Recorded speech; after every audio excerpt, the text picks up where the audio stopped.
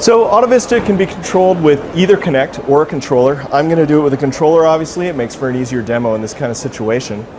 It works roughly how you'd expect in that you can lean right or lean left and move around the car. You can move back and see the car from all angles. You can even move up close or crouch down towards the sensor and really move in and see the details.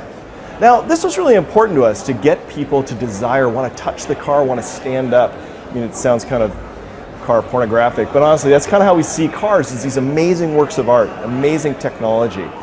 But to get to this level of detail meant rethinking how we actually deliver content. Now, if you think of most games, they're epic experiences. You know, New York is on fire, missiles coming in from the sky, and you take it in from a distance. But then the moment you go into an alley and you get right up to the wall, you get pixelation and the normal mapping. And Autovista is exactly the opposite. We're trying to be introspective, get you really up close to that car.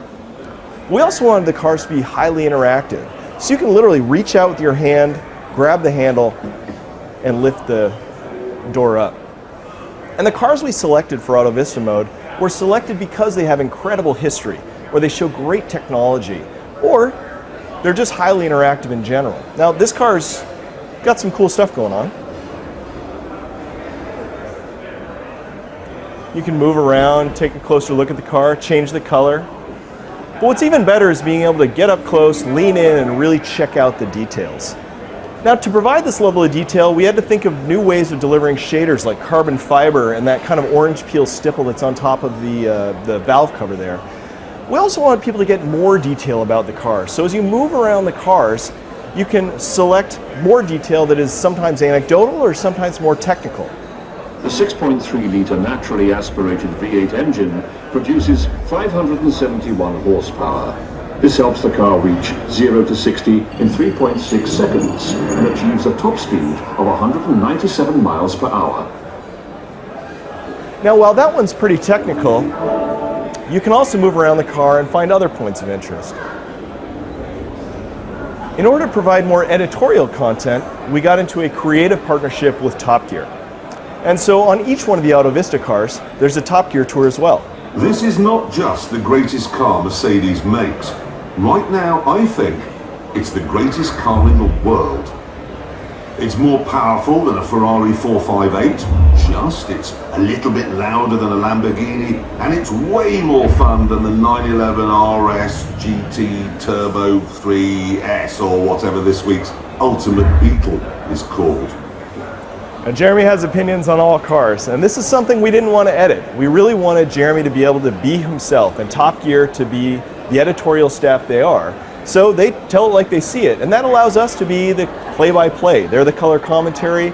We can tell you more of the facts about the car. Now, each one of the cars we selected was very, very rare. So we actually have one car where there's only one of them in the world, and it's actually in Jay Leno's garage. Now, cars like that, most people will never see in their entire life. In fact, this is one of the least rare cars in this experience. So this is a car that, you know, if you don't live in a metropolitan area like New York or London or Munich or something like that, you're never going to see a car like this. And even when you do, you're very rarely going to be allowed to open up the door, walk up, and just get right in. And of course, as soon as you get in a car, what you really want to do is look around, see the stitching, the carbon fiber, and then you can reach your hand out and start the car up.